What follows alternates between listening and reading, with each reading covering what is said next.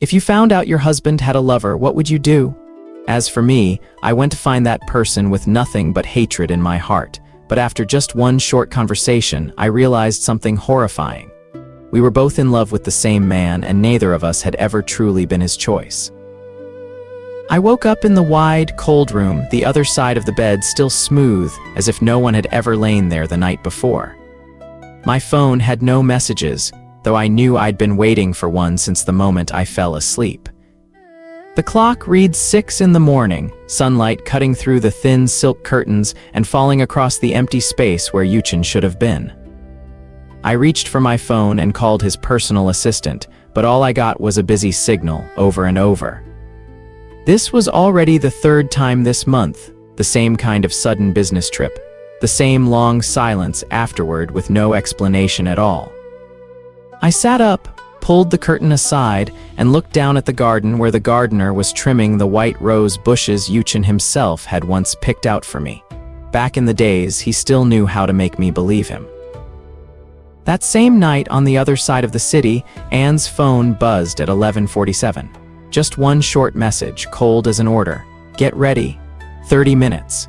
He stood up from the sofa, turned off the TV mid-show, and looked around the small apartment rented under a name that wasn't his. In the closet hung a row of clothes Yuchen had personally chosen, arranged neatly as if to prove some kind of ownership. Anze put on the navy blue shirt, Yuchen's favorite color, then stood in front of the mirror adjusting his collar. In his reflection, there was no trace of nervousness at all, only an emptiness that had long since become familiar. I found Yuchen's suit jacket draped over a chair in the dressing room, meaning to take it out for dry cleaning like I did every week. A receipt slipped out of the inside pocket and drifted down onto the wood floor. It was from a 5-star hotel 40 minutes away by car, the date and time matching exactly with his business trip from the week before. I bent down and picked it up, my fingers clenching so tight the corner of the paper wrinkled. It wasn't any company Yuchen had ever mentioned.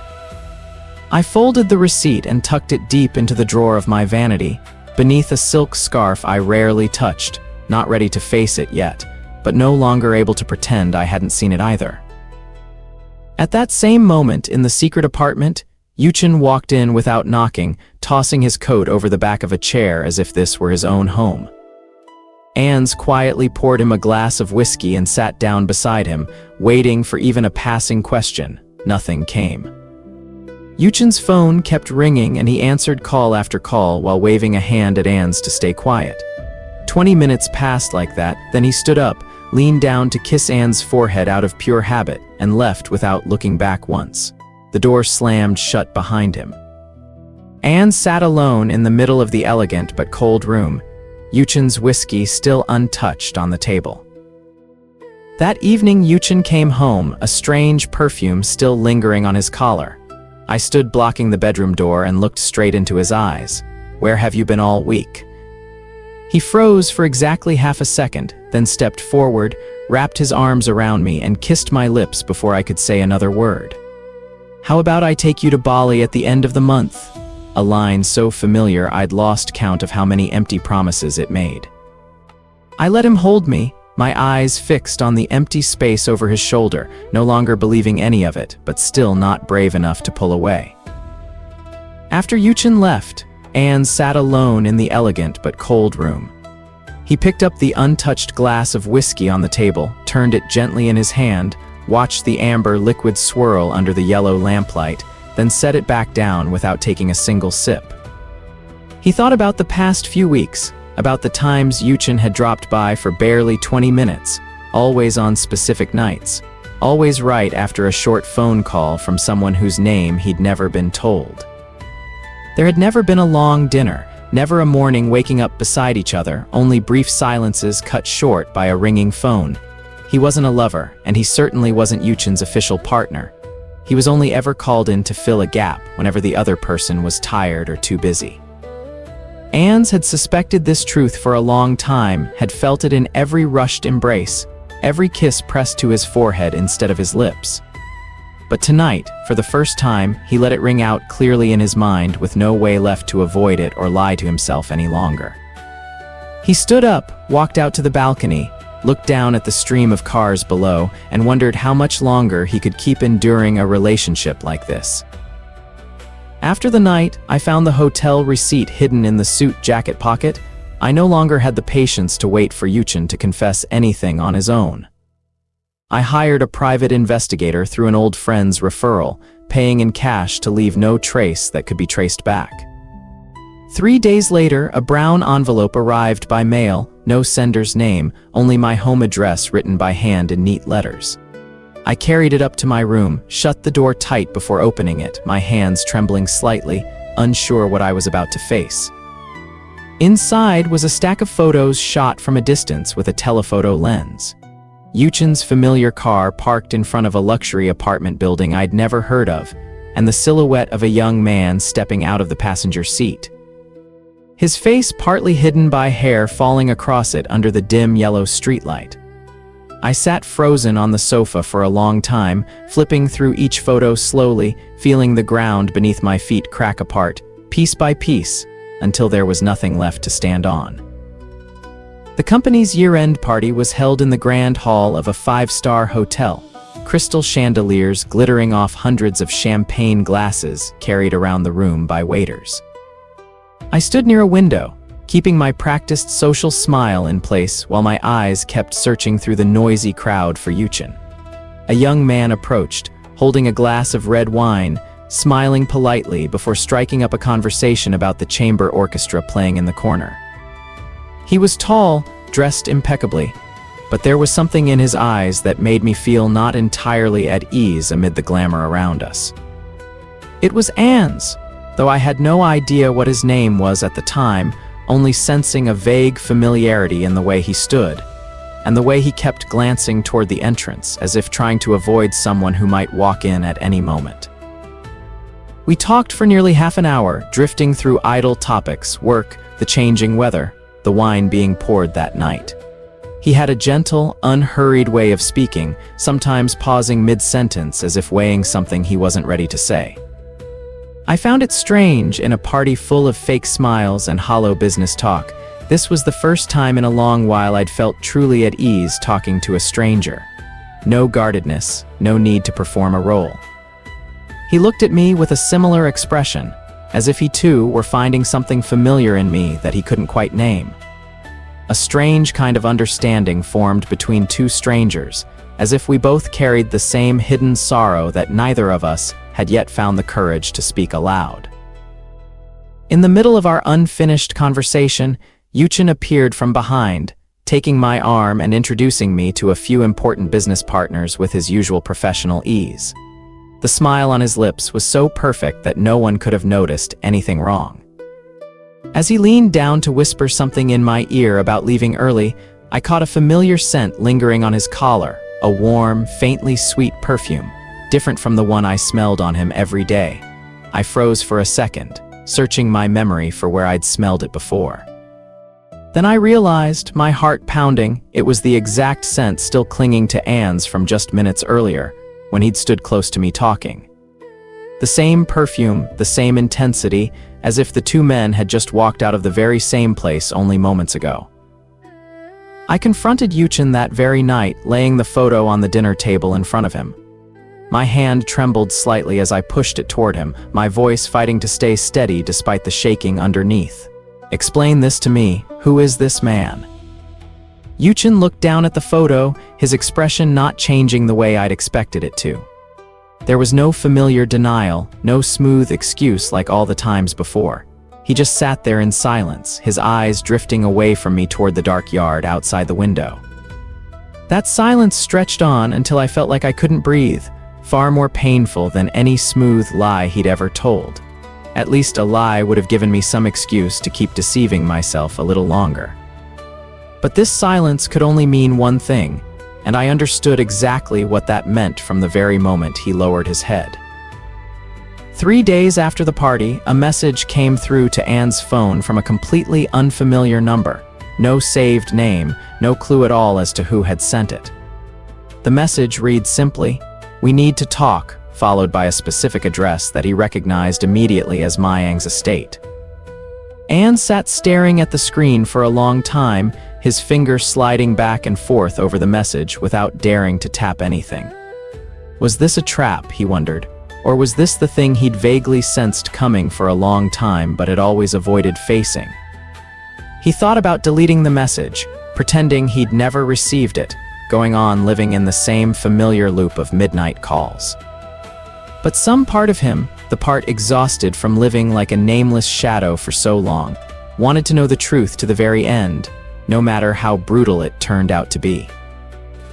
Anze stood at the estate gate right on time, his heart pounding in his chest. The gate opened as if already expecting him, and a silent housekeeper led him into the wide living room where Muyang already sat waiting on the sofa, back straight, expression cold. The two men stared at each other for what felt like an eternity, neither speaking first. I recognized him immediately as the man I'd spoken to at the party, the one carrying the same perfume that had lingered on Yuchen's collar that night. The air in the living room was tense enough to touch, like a violin string pulled to its very limit, ready to snap at the slightest touch. I gestured for him to sit in the chair across from me, while I kept my own defensive posture, hands clasped tightly in my lap, waiting to see how this stranger would choose to begin. "I know who you are," I spoke first, forcing my voice to stay sharp even as fury shook underneath. "And I think you know exactly why you're here tonight." Anze didn't avoid my gaze the way I'd expected. He looked straight at me, and in that moment, I was suddenly hit with something I hadn't prepared myself to face at all. There was no defiance or rivalry in his eyes, none of what I'd imagined all these past few days. Instead, there was a pain so familiar it sent chills through me. The exact same pain I saw in the mirror on the nights Yuchen stayed away without a reason. The anger in me stalled halfway, replaced by a strange feeling I couldn't quite name, as if I were looking at another version of myself, someone enduring the very same wound, only standing on a different side of the same story. "You think I want to be here?" Anze said, his voice even but carrying a deep, quiet exhaustion beneath it.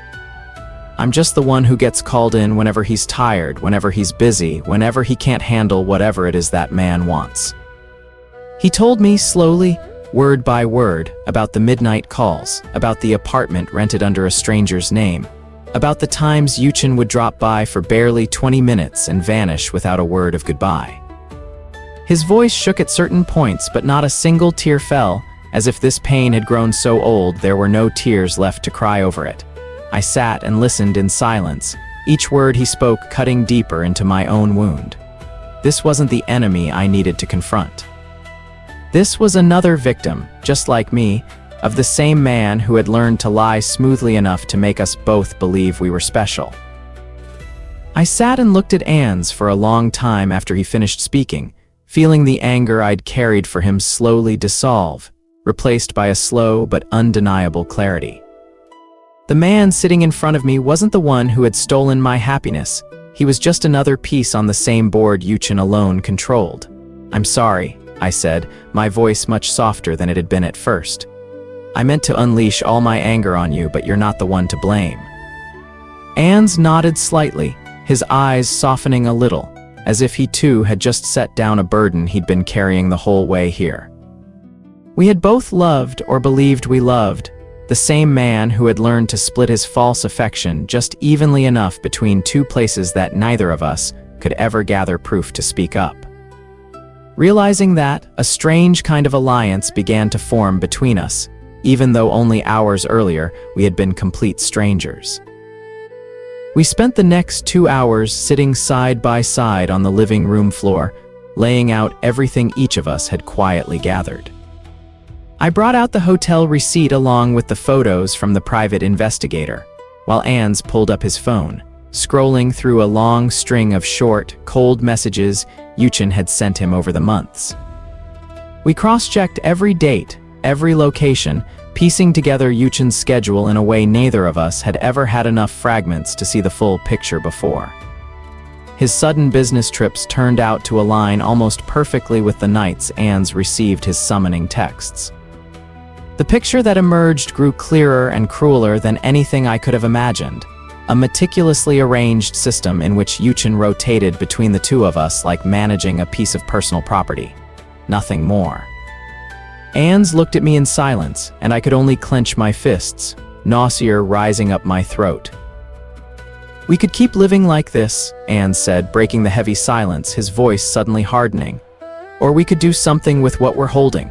I looked at him, not yet understanding what he meant. Anze went on, his eyes lit with a determination I hadn't seen from him all evening. "Instead of fighting each other over a man who doesn't deserve either of us, why don't we work together? We have enough evidence to make him dig his own grave." The idea was both bold and frightening, but it also carried a strange pull I couldn't deny. Instead of being two victims tearing each other apart over the same traitor, we could become the two people holding the keys to his own downfall. A strange rush of adrenaline ran down my spine, a feeling I hadn't experienced once since the day I stepped into this marriage. Even though Anne's idea sounded reasonable, even appealing, I still felt a deep hesitation coiling inside me that I couldn't shake off right away. No matter how rotten everything had become, no matter how many times Yuchen had betrayed me, some part of me still clung to a trace of that first love, of the promises that had once made me believe completely. "I need time to think," I told Anze, my own voice sounding foreign even to my own ears.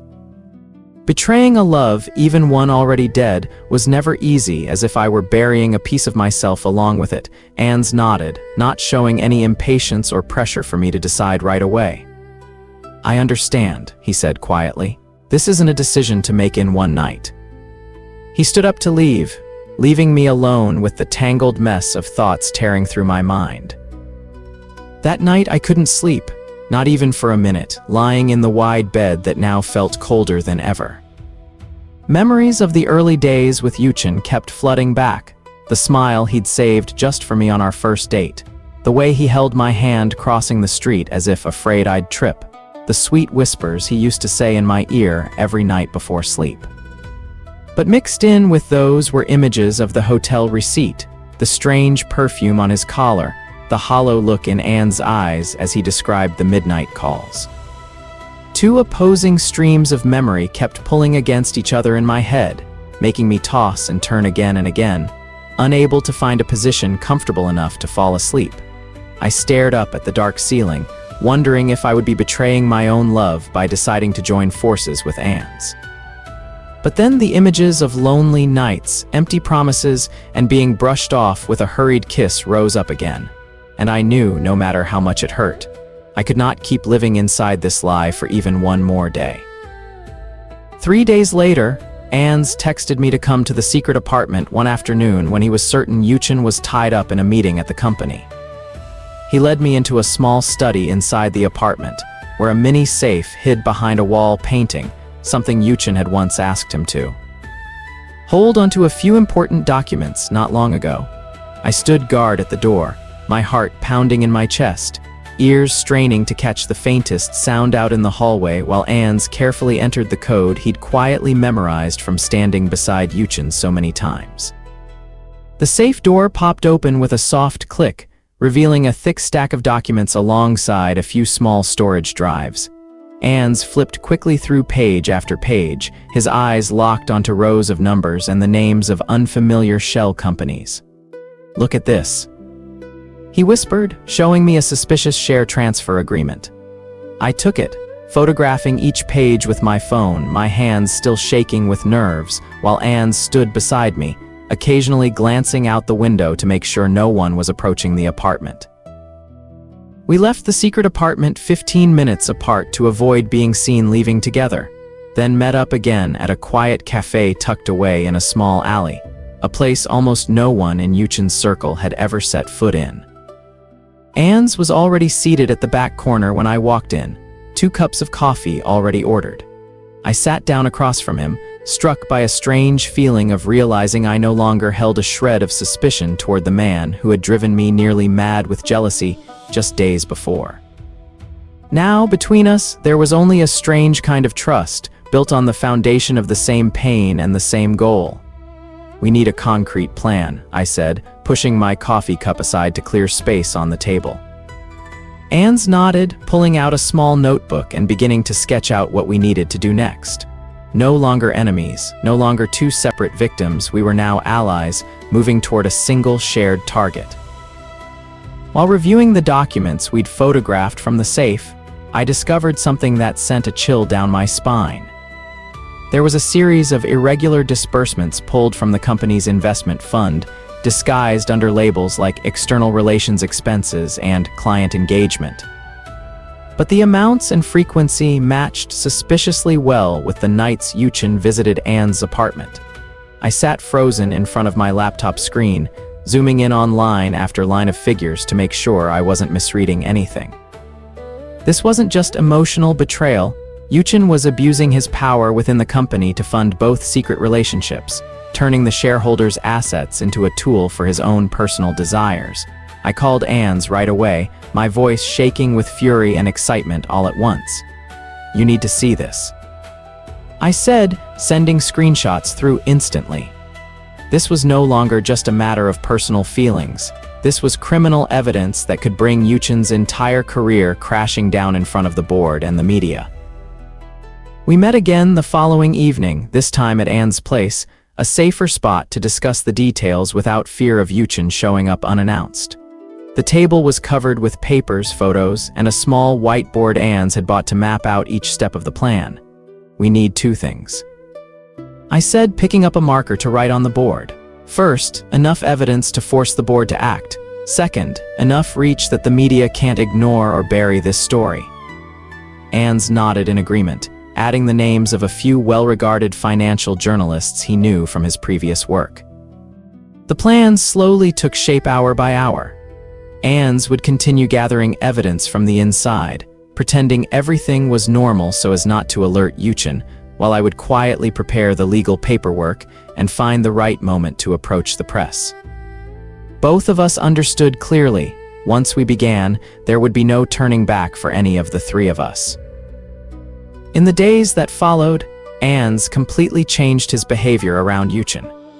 He became more obedient and doting than ever, no more probing questions or distant looks, only an almost total submission that made Yuchen more and more relaxed and less on guard.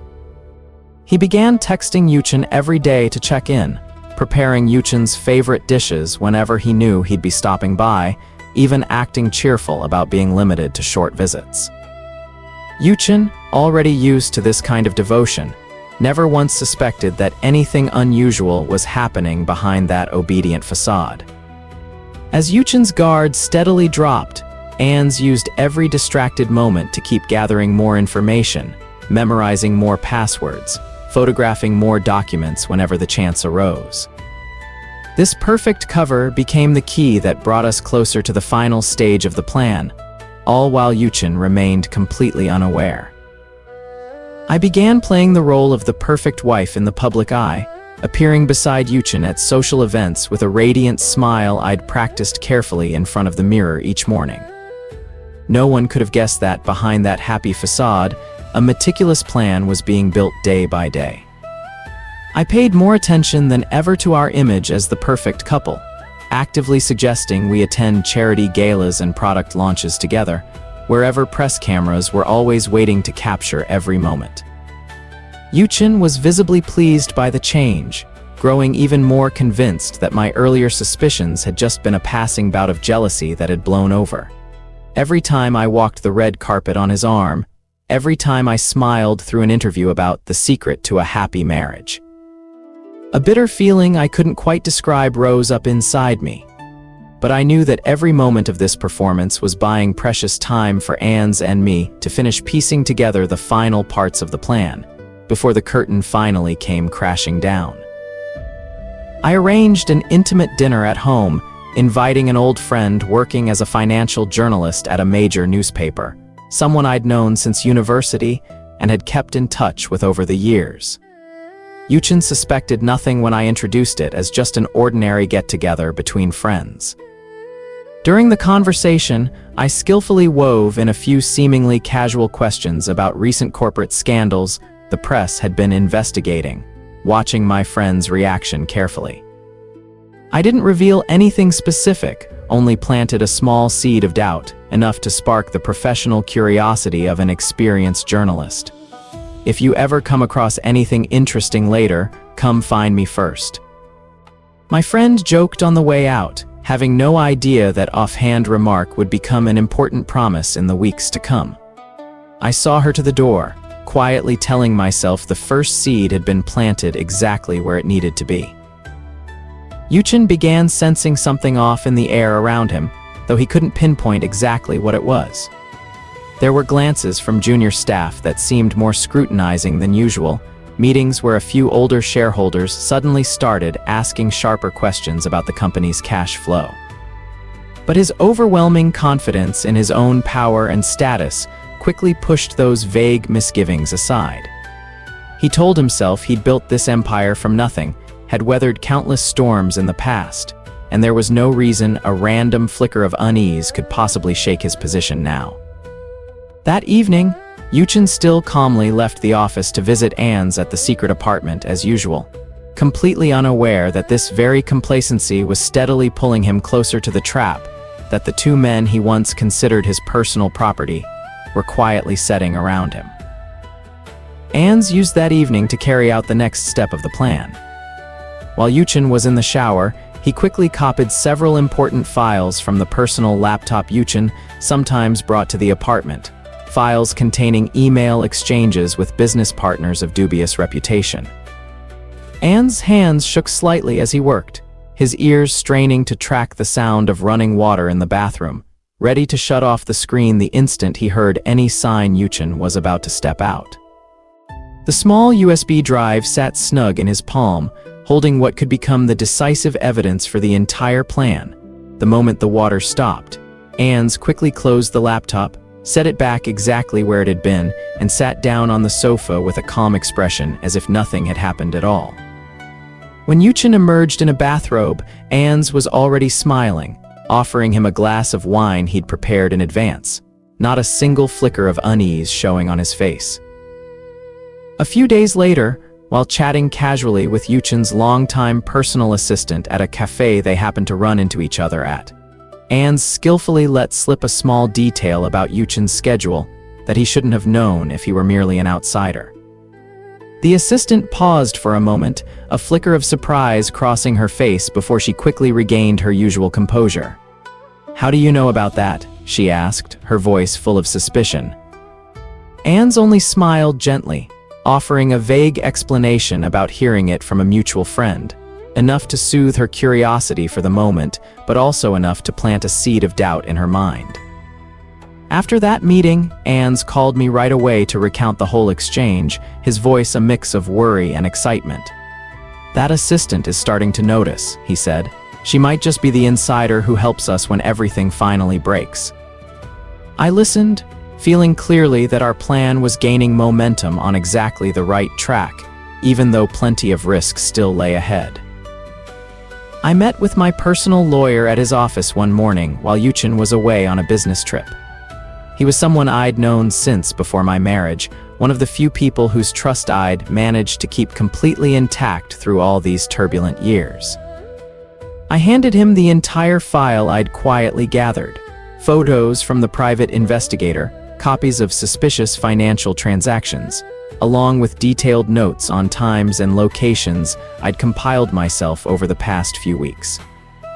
The lawyer flipped through page after page, his expression growing more serious with each one. "This isn't just about divorce anymore," he said, setting the folder down on the desk. "With what I'm looking at here, you could easily attach a criminal complaint alongside it." I nodded, feeling both relieved and heavy at once, knowing that the first official step had now been taken with no way back for me anymore.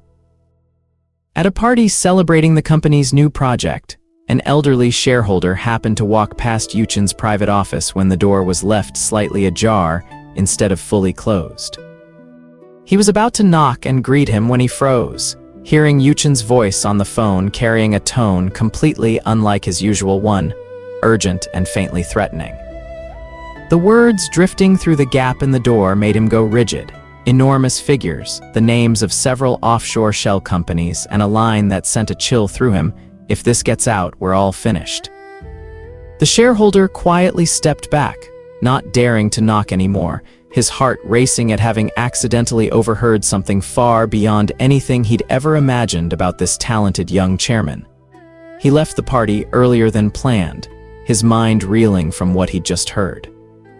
In all his years investing in the company, this was the first time he'd felt real unease, a suspicion that this seemingly solid empire might be built on a foundation far more rotten than its glossy financial reports let on.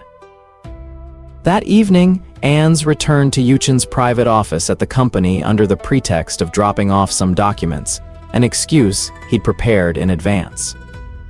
Once the floor security had finished their rounds, he slipped quietly into the office, sat down at the desk computer, his hand trembling slightly as he typed in the password he'd quietly memorized from standing beside Yuchen so many times.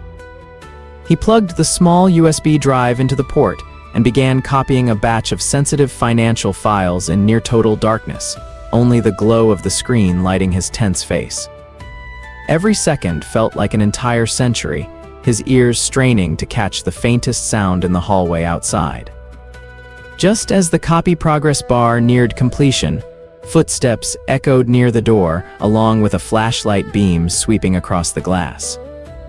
Anze quickly yanked the USB out, killed the screen, and held his breath, pressing himself into the darkest corner of the room, his heart pounding so hard he feared it could be heard from outside the door.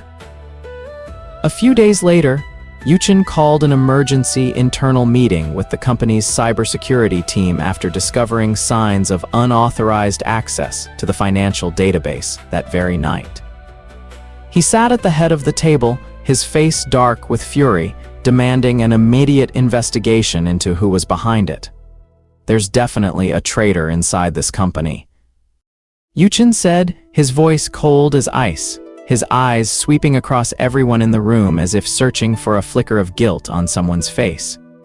He had no idea whatsoever that the person behind it all was someone he still considered a perfectly obedient piece of personal property. Yuchen's suspicion fell entirely on a few mid-level employees with system access, people who were completely innocent but unwittingly became targets of his harsh interrogation over the following days.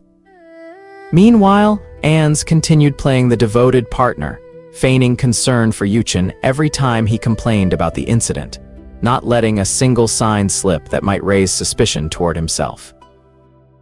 Amid the tension gripping the entire company, Yuchen suddenly came home early one afternoon, his face full of suspicion as he walked unannounced into my study. "Do you know anything about the data leak at the company?" he asked bluntly, his voice sharp and unlike his usual tone. My heart clenched for a moment, but I quickly regained the practiced look of confusion I'd rehearsed in my mind over the past few days. "What data leak? What are you talking about?" I asked back, eyes wide with feigned bewilderment, letting tears begin to well up as if I were being unfairly interrogated out of nowhere. Yuchen stared at me for a long moment, then gradually softened at the sight of my tears and the innocent expression I'd deliberately put on. He apologized for his baseless anger, pulling me into a comforting embrace, having no idea at all that behind that mask of a pitiful victim. My heart was aching for real, not from being wrongly suspected, but from having to keep living inside this lying performance for even one more day. A few days later, Anze received a strange message from a completely unknown number, unlike any of the anonymous texts before, short but full of menace. "I know what you're doing. Stop before it's too late." He read the message over and over, a cold chill spreading through his body. No name, no clue at all as to who had sent it. It could be a loyal employee of Yuchen's who had noticed something off, or it could even be Yuchen himself testing his reaction. Anze called me right away, his voice shaking in a way I rarely heard. "Someone's caught onto our plan," he said, reading the exact message aloud over the phone. I sat frozen, gripping my phone tightly, feeling clearly that the safe window we'd had to prepare carefully was running out far faster than we'd expected. We met that very night at Anne's apartment, both of us understanding there was no more time to hesitate. The original plan, meant to unfold slowly over several weeks, now had to be compressed into just a few days, carrying with it countless risks we hadn't fully accounted for. "We need to contact the journalist right now, we can't wait any longer," I said, my hands trembling as I sorted through the documents by priority. Anze nodded, beginning to draft an email with the evidence attached to send to my journalist friend, while I called my lawyer to push the filing forward faster. Everything now felt like an uncontrollable whirlwind, every rushed decision carrying the risk of collapsing the entire plan before it could be completed. We worked through the night, neither of us daring to close our eyes even for a moment, knowing that a single misstep could turn all our efforts to dust. By near dawn, once the last of the documents had been sorted and sent, both of us were utterly exhausted, sinking down onto the living room floor of Anne's apartment. Neither of us said another word, only the sound of tired sighs breaking the quiet as morning approached. Anze leaned his head against the wall, his eyes red from lack of sleep and days of pent-up stress. I looked at him, and unable to hold back any longer, I reached out and pulled him into an embrace, tight and long, as if both of us needed something to lean on so we wouldn't fall apart completely right then. It wasn't an embrace carrying any hint of love or desire, but simply the reliance between two people who had walked through a long stretch of pain and fear together. Anze held me back, tightening his arms a little more, and in that moment, I felt a strange kind of connection, not between two rivals, but between two true comrades who had crossed a line together that neither of us could return from.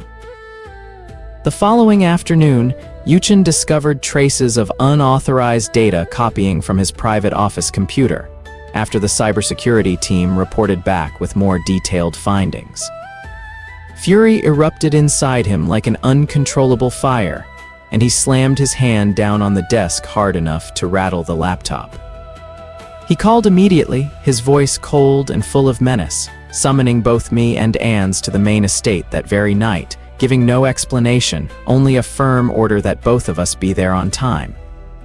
I received the call while alone at home, my heart pounding at the undisguised fury in his voice. I called Anze right away to break the news, and both of us understood that the decisive moment had arrived sooner than expected. There was no more time to prepare anything further. We could only walk into the estate that night with whatever we already had in hand, facing head-on the wrath of the man who had once held both our lives in the palm of his hand. Anze walked into the estate's living room with his back straight, none of the obedient submission he'd displayed for weeks left in him. Yuchen stood waiting in the middle of the room, his face flushed with rage, his eyes sweeping over Anze with a sharp suspicion he'd never shown before. "Explain to me why company data was copied the very night you stayed late at the office with me," Yuchen snapped, stepping closer to Anze with an unmistakably threatening posture. This was the first time Anze had to face Yuchen's real fury head-on, with no fragile facade left to hide behind. But instead of cowering the way Yuchen had come to expect, Anze stood tall, looking straight into his eyes without flinching. "I have nothing left to explain to you," Anze said, his voice ringing out steady and unexpectedly firm. "Your games are over." I stepped forward to stand beside Anze, facing Yuchen directly, none of the fear from our earlier confrontations left in me. "I know everything," I said, my voice ringing out clearer and steadier than at any point in this entire marriage. "I know about Anze, I know about the money you've been pulling from the company fund, I know about everything you've been hiding all this time." Yuchen froze, a flash of confusion crossing his face at the sudden shift in my demeanor. "What are you talking about?" he asked, trying to keep his voice steady but failing to hide the tremor underneath.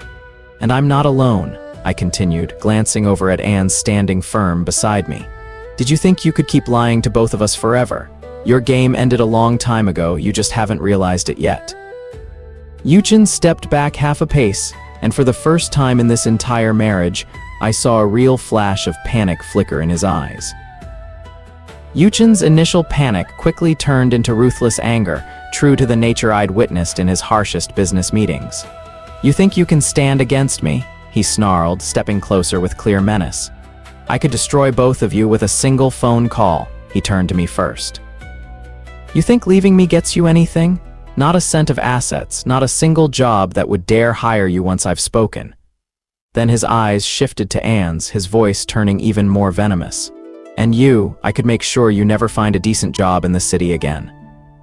But instead of trembling the way he expected, both Anze and I simply stood there, exchanging a look full of resolve. Those threats, once enough to keep us in submission in the past, no longer carried any weight now that we had both crossed the line of fear together long ago. Are you so sure you still have any power left to threaten anyone? Anze spoke up, his voice calm to the point of coldness. He pulled his phone from his pocket, fingers sliding quickly across the screen. Because right at this moment, a copy of your illegal money transfer emails is being sent to the inbox of the entire board of shareholders. Yuchen went rigid, his face draining of color in an instant. You're lying, he stammered, but his voice had already lost all its earlier confidence. Anze only smiled faintly, turning the phone screen to show Yuchen the word sent displayed beneath a list of dozens of familiar internal company email addresses. Yuchen's phone began ringing nonstop right after, one call after another from familiar names on the company's leadership team. He stared down at the screen, hands shaking, not daring to pick up, realizing that the first card just played was already enough to shake the entire foundation of power he'd spent years painstakingly building. Within less than an hour, news of the leaked emails spread with startling speed through the financial world, shared by shareholders who couldn't keep the secret to journalists they knew. A few financial news sites began posting short articles with sensational headlines about suspected financial fraud at Yuchen's corporation. The stock market had already closed for regular trading, but on after-hours exchanges, the company's shares began plummeting uncontrollably as panicked investors sold off shares in response to rumors not yet confirmed, but carrying undeniable weight. Red numbers flashed continuously across financial tickers, reflecting a collapse of confidence unfolding at breakneck speed. Standing in the estate's living room, Yuchen stared at his phone screen displaying the plunging stock chart, his face steadily losing every trace of the authority it once held. This was only the beginning, but from this very moment, he could already feel clearly that the empire he'd once taken such pride in building was beginning to crack from its deepest foundation. Yuchen rushed into his private office within the estate, calling one person after another, his personal lawyer, the CFO, his closest allies on the leadership team, desperately trying to regain control of a situation slipping further from his grasp with every passing minute. There has to be a way to shut this rumor down, he shouted into the phone at his lawyer, his voice trembling with real panic for the first time in his entire career. But the voice on the other end offered only hesitant, evasive answers, no one willing to commit to anything certain in the face of a matter already spreading too fast. I stood at the doorway of the study, watching Yuchen slowly lose control, his hands shaking as he dialed number after number while sweat beaded on his forehead. Every attempt to put out the fire now looked like trying to bail out a flood that had already broken its banks, far too late to save anything, no matter how hard he tried. That night, after leaving the estate, I sat in the car with my personal lawyer, signing page after page of the divorce papers prepared weeks in advance. Alongside the divorce filing, I attached a detailed accusation of prolonged emotional abuse and misuse of company funds that I had quietly gathered. I opened my personal social media account, my hand shaking slightly as I drafted the first post, publicly revealing the entire matter. No longer the image of a perfect wife smiling beside her husband at social events, I wrote out the truest account of everything I had endured, attaching a copy of the divorce filing already submitted to the court. My finger paused for a second before hitting post, fully aware this was the final point of no return. Then I pressed it, releasing the post out into the wider world, officially closing the door on a marriage built on lies that I had tried in vain to save for far too long. My post spread with startling speed within just a few hours, shared thousands of times across every social platform. Major news outlets quickly picked up the story, turning it into the day's top headline, digging further into the financial scandal being exposed alongside it. The image of Yuchen, once praised by the media as a perfect, talented, faithful young tycoon, collapsed completely in a single night. Old interviews praising him suddenly became a laughingstock, dug up and mocked everywhere across social media. I sat in the small, temporary hotel room I'd rented to stay away from the estate, scrolling through a flood of articles and comments pouring in, feeling both relief and being overwhelmed at once by how fast the truth had spread. This was no longer a private matter between three people. The whole world now knew the true face behind the perfect facade Yuchen had spent so long building. The next morning, the company's board of directors convened an emergency meeting to clarify the entire situation, inviting both me and Anze to present directly before the senior members. We walked into the large meeting room, where dozens of stern eyes waited for a thorough explanation of what had happened. Anze stood up first, his voice ringing out calm to the point of coldness, presenting each piece of evidence in a clear, systematic way, from the suspicious transaction emails to the meticulously disguised misappropriated funds. Not a single tremor, not one falter in his tone. He spoke like a seasoned financial expert, not someone who had once been treated as a secret piece of personal property. I followed after him, adding further details about how the company fund had been used to sustain his personal relationships, presenting each carefully prepared document. The board members sat in stunned silence, their expressions shifting from doubt to genuine shock at the severity of what we had just laid out. Yuchen suddenly burst into the middle of the meeting, storming past the security guards trying to stop him. "Everything they're saying is a lie," he shouted, pointing straight at me and Anze. "These two are conspiring to blackmail me, fabricating a story to seize the company's assets." The room fell silent for a moment, a few eyes beginning to waver at this sudden counter-accusation. Yuchen seized the moment, launching into a relentless rant about how the two of us had planned all along to destroy his reputation and career in order to demand a massive settlement. I felt several eyes in the room begin turning their suspicion toward me, my heart racing as I realized Yuchen was trying to flip the entire situation using the very confidence and sharp rhetoric that had once made him the head of an entire business empire. Without something more convincing right now, all our efforts risked being swept away in an instant. I stepped forward, pulling my phone from my pocket with a calm I hadn't expected to find in myself in such a tense moment. "If this is all lies, then please, everyone listen to this recording," I said, my voice ringing out clearly across the hushed room. I pressed play, and Yuchen's own voice rang out from the small speaker, a recording I had secretly captured weeks earlier, from a moment when he'd let the truth slip while drunk. He clearly admitted to keeping a backup Omega as personal property, someone to summon whenever needed, without a single thought for that person's feelings or dignity. The entire room sank into heavy silence as the recording ended.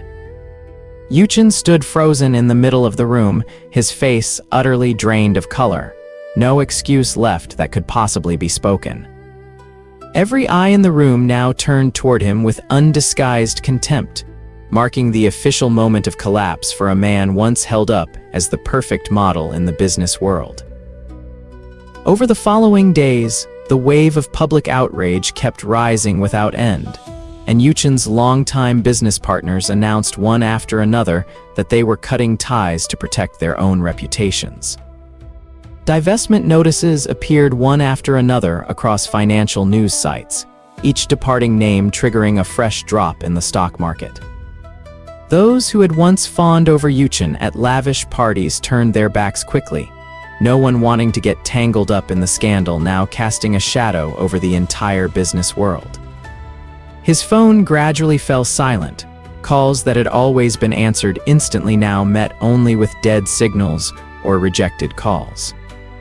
I followed all these developments through my phone screen from the small hotel room I was temporarily staying in, feeling a strange sense of release, as I watched the empire that had once terrified me for so many years collapse to ruin in just a few short days.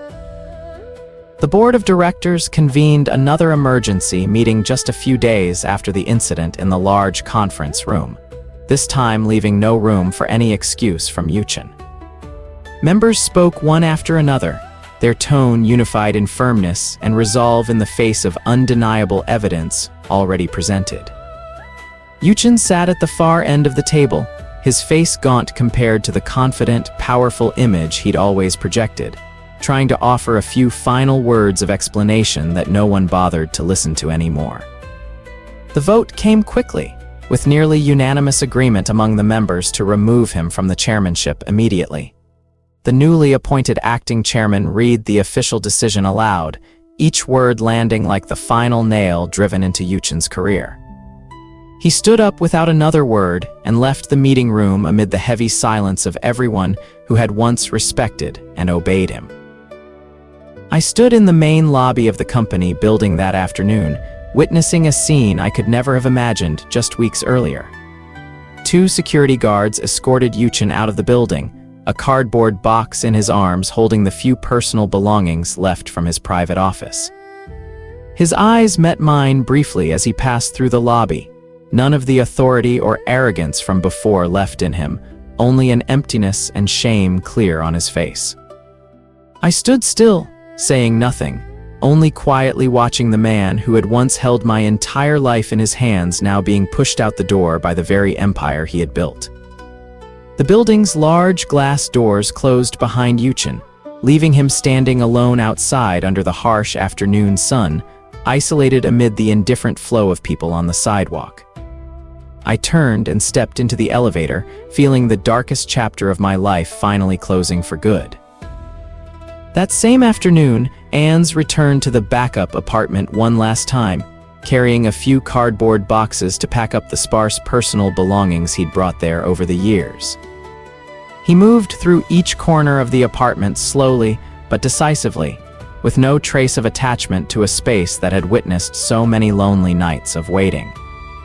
He opened the closet, took out the clothes Yuchen had personally chosen for him, folded them neatly, and set them aside in a separate box to return, keeping nothing tied to the backup identity he had carried for so long. Every item placed in the box carried a piece of a memory he was determined to leave behind for good.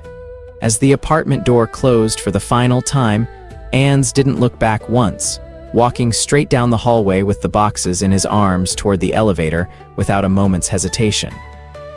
This was no longer a place he belonged to, and he told himself that from this day forward, he would never again have to live in anyone else's shadow.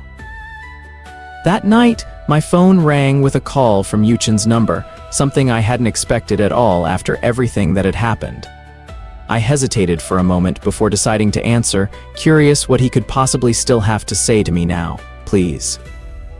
Yuchen's voice came through the phone, trembling and weak to the point that I barely recognized it as the same man whose voice had once silenced an entire boardroom. Can you help me talk to the board? I'm going to lose everything without your help. I listened to his pleading, keenly aware of how completely different it was from the arrogance and power he'd once flaunted throughout all our years together. But instead of feeling pity or being moved, I only felt a strange emptiness, as if the man begging on the other end of the line were nothing but a faded shadow of a past I had decided to walk away from long ago. I listened silently through all of Yuchen's pleading, not interrupting, not reacting at all. Then, when he paused waiting for my answer, I simply said gently, "Take care of yourself," before ending the call without needing to hear anything more. I set the phone down on the table and sat quietly in the darkness of the hotel room for a long while, waiting for the familiar ache to hit the way it always had whenever I thought of Yuchen. But this time, it didn't come. Instead, a strange sense of relief spread through my entire body, as if a heavy stone that had pressed on my chest for years had finally been lifted away completely. I took a deep breath, feeling the air around me clearer than it had ever been, and I knew, for the first time in a very long while, I truly felt free. A week later, I met Anze at a small cafe tucked away in a quiet alley, the same place we'd once sat planning through our most tense days. This time, there were no documents, no rushed conversations about evidence or strategy, only 2 cups of hot coffee and a rare sense of ease. He sat across from me, his face far more radiant than at any of our previous meetings, none of the earlier tension or worry lingering. "It feels strange," Anze said, stirring his coffee gently. "After so many years living in the shadows, now I can sit here in broad daylight without having to worry about anyone seeing." I smiled, nodding in deep understanding of what he'd just shared. We were no longer allies bound together by hatred and a shared goal. We had become true friends, people who had walked through the darkest stretch of the road together to find the light at the other end. "Do you remember the first night we met in the living room of the estate?" I asked, unable to hold back a smile at the memory of that suffocating tension. "Back then, I was ready to explode at you, thinking you were the one who'd stolen my happiness." Anze burst out laughing, a light, genuine laugh I'd never heard from him before. "And I was so nervous I nearly turned around and ran before even walking through that gate. I thought for sure you were going to slap me the second you saw my face." We laughed together, recalling every detail of that fateful night, the initial tension, the wary glances, then the moment we both realized we were facing the exact same pain. Looking back now, all of it had become nothing more than a strange but treasured memory, marking the start of a friendship neither of us had ever expected. At that very same moment, Yuchen stood alone in front of the company headquarters he had once held absolute control over, now bearing a completely new sign under the leadership installed by the board. He looked up at the shining new lettering above the entrance, where his own name had once been proudly engraved for so many years. The suit jacket he wore looked far more worn than before, none of the polished shine of the powerful young tycoon who had once made so many people look up to him. Passers-by on the sidewalk no longer recognized him at all, or if they did, they only glanced with a mix of curiosity and contempt before walking on, no one stopping. Yuchen stood there for a long time, alone amid a stream of strangers, hands buried deep in his pockets, feeling the complete emptiness now enveloping his life. No assets, no power, no one by his side. Everything he had once taken for granted had vanished completely, leaving only a solitary shadow standing quietly before the door of a past he could never return to. Anze and I stood together in the middle of a bustling airport, 2 plane tickets held firmly in hand, heading toward a destination we had chosen together after days of excited planning. No more weight pressing on our shoulders, no more looking over our shoulders in fear of being found out, only an absolute sense of freedom spreading through us. "Ready?" Anze asked, his eyes lighting up with excitement like a child about to step into a brand new adventure. I nodded, pulling my small suitcase toward the security gate, my heart filled with an eagerness I hadn't felt in a very long time. We walked side by side, both of us bursting into laughter as we recalled the entire turbulent journey behind us, not as lovers walking hand in hand into a new relationship, but as 2 close friends who had fought and won together, now stepping side by side toward the open horizon of freedom ahead. Sometimes, the person who hurts us the most isn't a third party. It's the one who made both of us believe we were loved. Yuchen betrayed both Muyang and Anze, but did he ever truly love either of them?